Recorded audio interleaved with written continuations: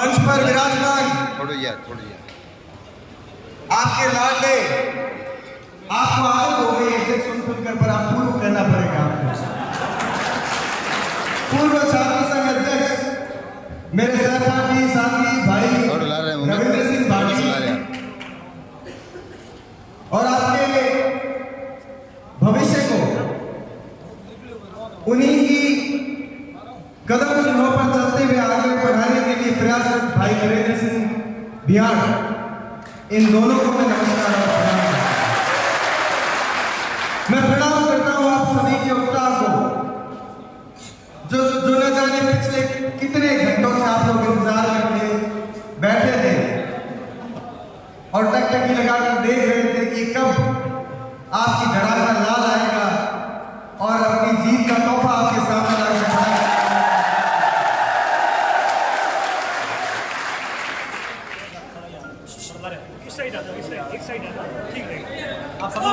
साथियों, चुनाव की पृष्ठभूमि से पहले मैं चाहता हूं कि मैं बात रखूं उस जमाने की, उस दौर की, क्योंकि अब जो भाई आपके सामने बैठे वो खास है और मैं उनको तब से जानता हूं जब से वो आम थे।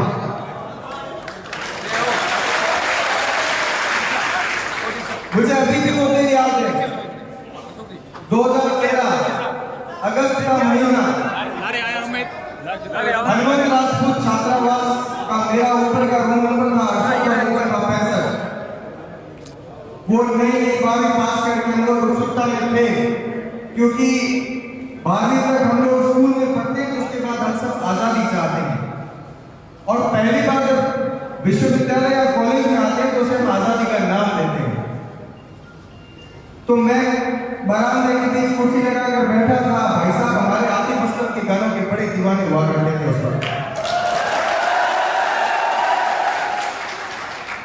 उस समय उनके गाने कहीं चलते भी थे तो सुनते भी थे।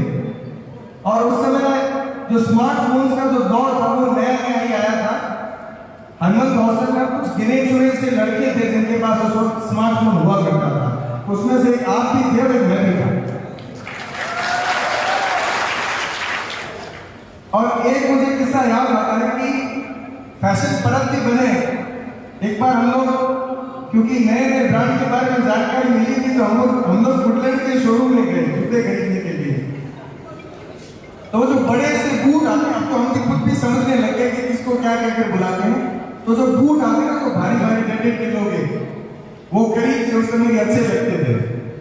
आप भाई साहब क्यों शौक में रहते थे, प्रभु थे, वैसे परत थे, मैं थोड़ा शांत सा था। मुझे लगा कि यार हल्के फुल्के जूते बिक रहे थे, तो मैंने हल्के फुल्के जूते लिए, आपने भारी लिए और 2 दिन पहनने के बाद मेरे शिफ्ट कर दी कि आप पाँव बड़े भारी रहते हैं, आप ये पहनो अच्छे, मुझे आप आगे। फिर ये तो कुछ किस्से थे जो मुझे याद थे। और अब बात में वर्तमान परिप्रेक्ष्य की करूं और यथार्थ की करूं कि ये जो 2013 से लेकर 22 तक का सफर है, इसने हमें क्या कुछ सिखाया, इस सफर में हमने क्या कुछ बदला, क्या कुछ परिवर्तन किया। बहुत सी ऐसी बातें हैं और वो दौर आता है जब इंसान परिपक्वता के लिए खुद को महसूस करता है, पाता है। इस शख्सियत के बारे में मैं बात करूं क्योंकि आज इन्हीं की धरा और इन्हीं की बात करना लाजिम है। मैं नहीं जानता कि वर्तमान भविष्य की राजनीति है किस ओर ले जाएगी, पर मैं इतना जरूर जानता हूं कि एक नेता खुद के राजनीतिक जीवन में जितनी लोकप्रियता की अपेक्षा रखता है ना, यह आदमी इस उम्र में उससे कहीं अधिक की लोकप्रियता है।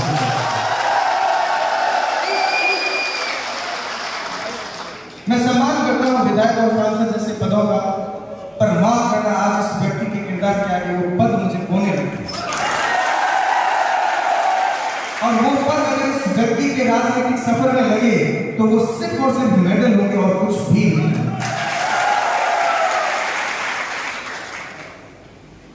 किस प्रकार सबसे जो खूबसूरती इस किरदार की मैंने पिछले 9-10 साल में देखी वो ये है कि आप इन्हें सुबह 6 बजे से लेकर रात के 10 बजे तक काम करवा दीजिए, इनका जो एनर्जी का लेवल है वो हमेशा आपको लेवल अप मिलेगा, 100% जो चीजें मैंने इनसे सीखी है, हालांकि इनको कभी कहा नहीं, आज एक सार्वजनिक मंच के माध्यम से कहने का मौका मिला तो मैं कह रहा हूं।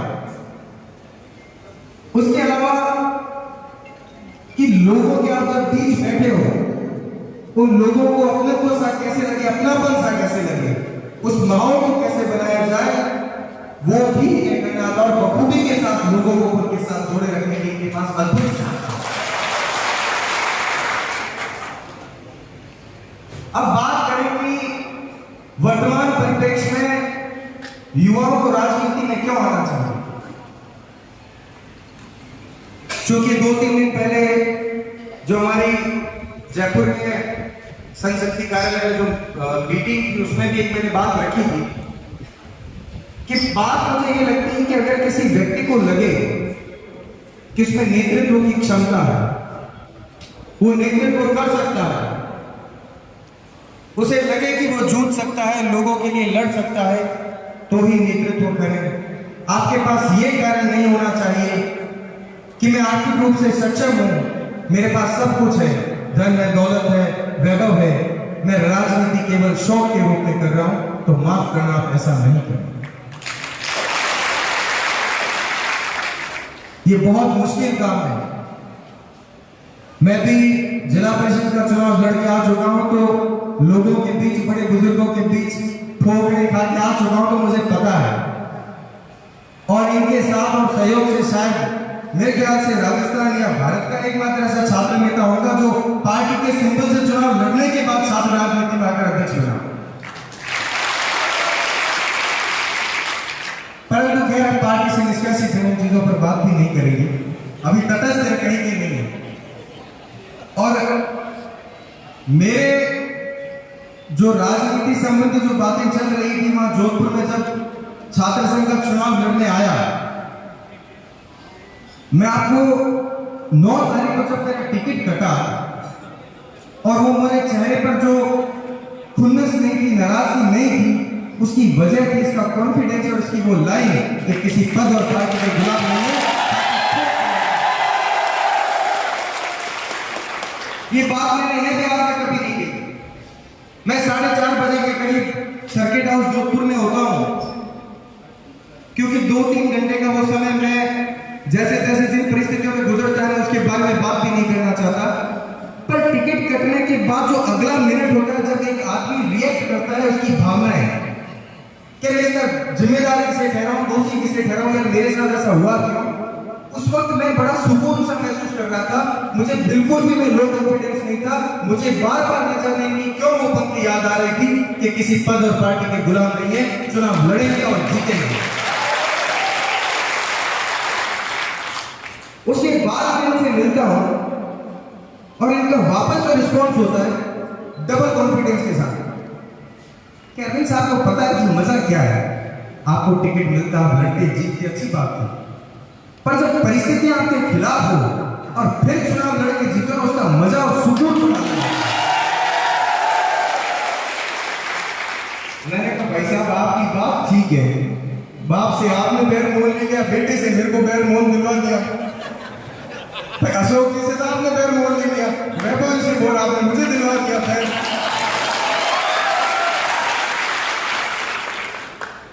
और वैभव जी की बात करूं तो मैं हालांकि नाम नहीं लूंगा, कल मेरे पास किसी वरिष्ठ पदाधिकारी का फोन आता है, मुझसे बात करते हैं, तो कहते हैं कि यार सर्किट हाउस में वैभव जी ने मुझे बुलाया, कहा कि अरविंद सिंह जहां कहीं जाता है ऐसा क्यों कहता है, ना तो कांग्रेस की बुराई करता है, ना भाजपा की बुराई करता है, ना एबीवीपी की बुराई करता है, ना एनएसआई की बुराई करता है, सिर्फ मेरे पीछे पड़ा हुआ है। और उसके साथ वाले रविंदर सिंह वो मुख्यमंत्री जी के पीछे पड़े हुए।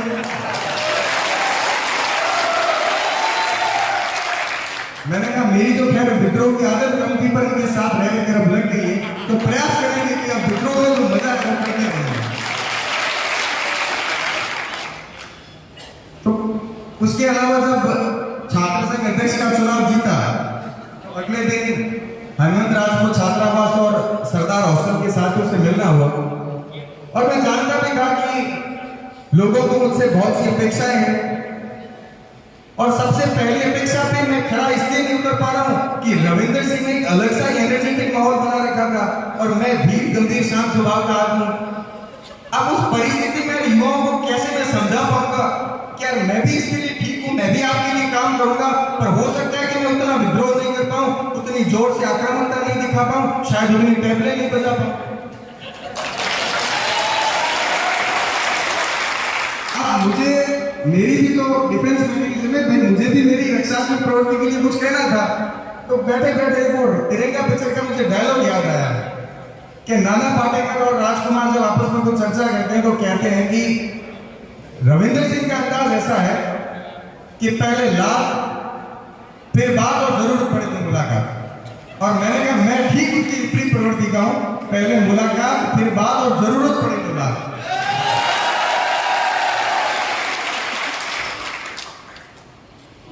खैर ये सब चीजें एक हिसाब की हमने बात रखी। हम बात कर रहे थे युवा और उनका राजनीतिक परिदृश्य क्या हो और हम किसके बारे में कैसे चले और कितना आगे बढ़े। साथियों, आप लोग वो लोग हैं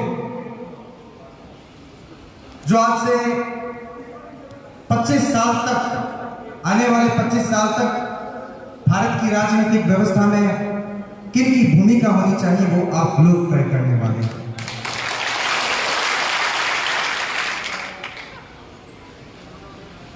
मैं इसलिए शायद मेरे विचारों के साथ थोड़ा आदेशवादी हूं क्योंकि मुझे लगता है कि हर इंडिविजुअल की, हर व्यक्तित्व के अपने अपने सिद्धांत होते हैं, अपने अपने विचार होते हैं, और जिस व्यक्ति को जो सिद्धांत, जो विचार आगे ले जाए, क्षणिक सफलताओं के लिए उसे वो विचार, वो सिद्धांत नहीं त्यागना चाहिए।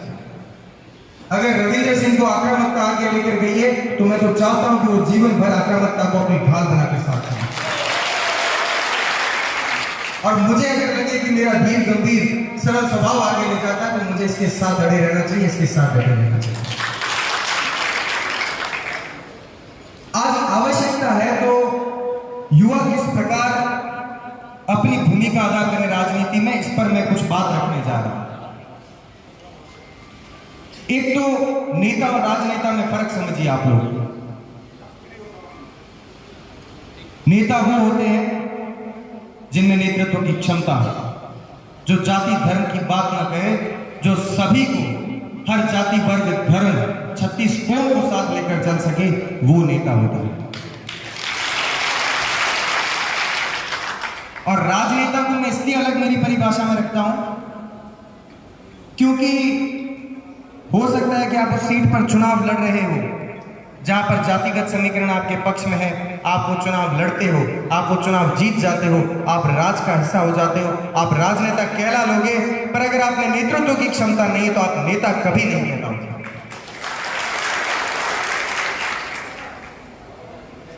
और आपको यह भी ध्यान रखना जरूरी है कि राजनीति में कभी धृतराष्ट्र नहीं बने। महाभारत में धृतराष्ट्र को दुर्योधन प्रिय था, उस प्रिय को राज लेने के चक्कर में पूरा हस्तिनापुर उजड़ गया था, पूरा हस्तिनापुर डूब गया था। इसलिए जब कभी भी, जब किसी के साथ भी अन्याय हो, चाहे किसी भी जाति का हो, एक तो फेसबुक और सोशल मीडिया के वॉरियर बनना बंद करें। हमारा कोई भी नेता हो, चाहे किसी भी पार्टी से हो, अगर कुछ भी किसी के बारे में कहे, हम उसके नीचे धड़ाधड़ लिखना शुरू कर देते हैं। अगर गलती से किसी जयंती पर मेरे से रविंदर सिंह से ट्वीट नहीं आए, हो सकता है किसी कार्यक्रम के चलते नहीं आए, हम लोग उन्हें भी उस मुख्य धारा से दूर करके कुछ कहना शुरू कर देते हैं। इतनी छोटी और संकुचित हमारी मानसिकता नहीं होनी चाहिए। अगर आप लोगों ने तय किया है कि ये नेता 20-25 साल तक हमें नेतृत्व दे, तो इन छोटी बातों को नजरअंदाज करना सीखे, इन बातों पर कभी गौर मत फरमाइए।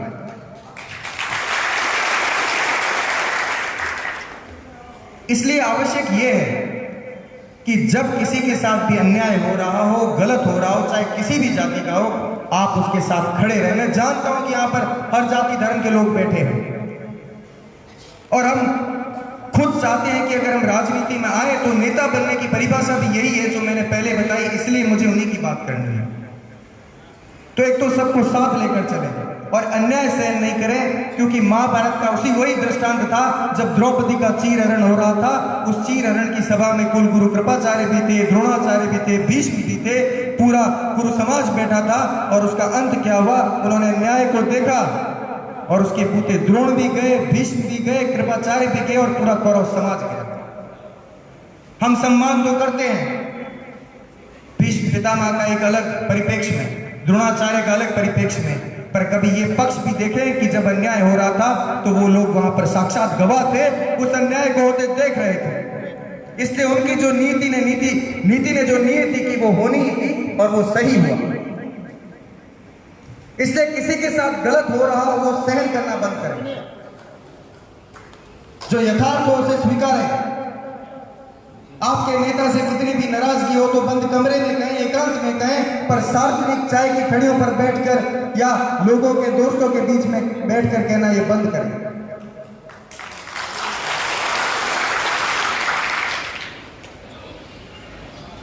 और अगर आप लोगों को लगे आपका कौशल किसमें है, अगर कोई व्यापार करना चाहे तो उत्कृष्टता के साथ करें, अगर कोई राजनीति करना चाहे तो उत्कृष्टता के साथ करें, अगर कोई नौकरी करना चाहे तो उत्कृष्टता के साथ करें।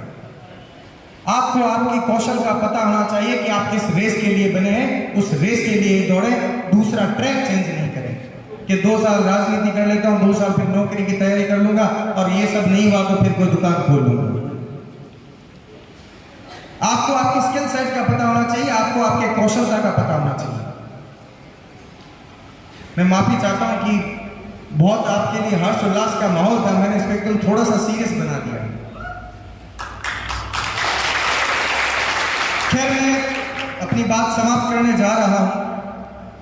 बस एक चीज ध्यान रखें कि जिंदगी में आपकी सिद्धांत और आपका लोक संग्रह कभी व्यर्थ नहीं जाएगा।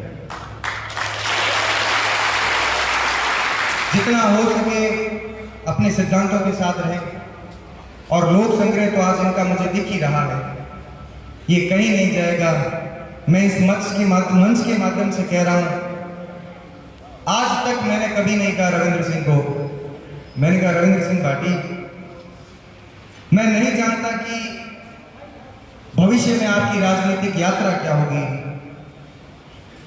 पर जब कभी भी शायद मुझे खुद की बात लिखने और कहने का मौका मिलेगा, मैं ये जरूर कहूंगा कि अरविंद जैसे छात्र नेता हर दशक में 9 आ जाएंगे, पर रविंद्र सिंह भाटी जैसा छात्र नेता एक शताब्दी मिलेगा।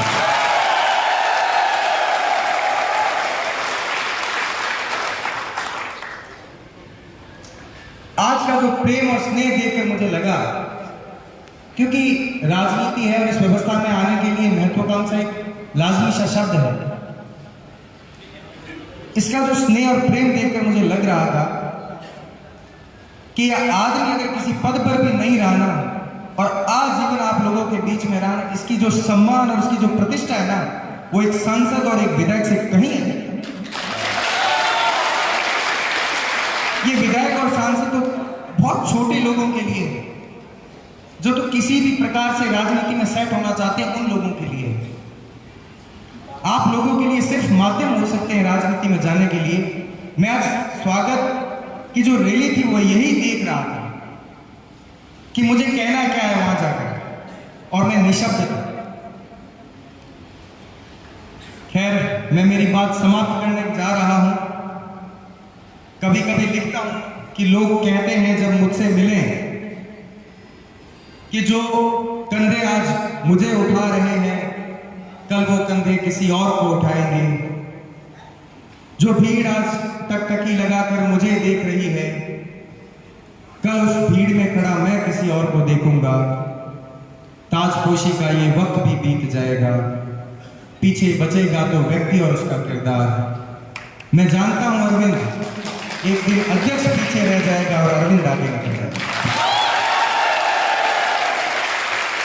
आप सबने मुझे यहाँ बुलाया, अतुल्य अप्रतिम मान सम्मान दिया, आपका बहुत बहुत धन्यवाद, बहुत बहुत आभार। मैं प्रणाम करता हूँ आप सभी के स्नेह का, मैं प्रणाम करता हूँ आप सभी की ऊर्जा का। धन्यवाद, मेहरबानी।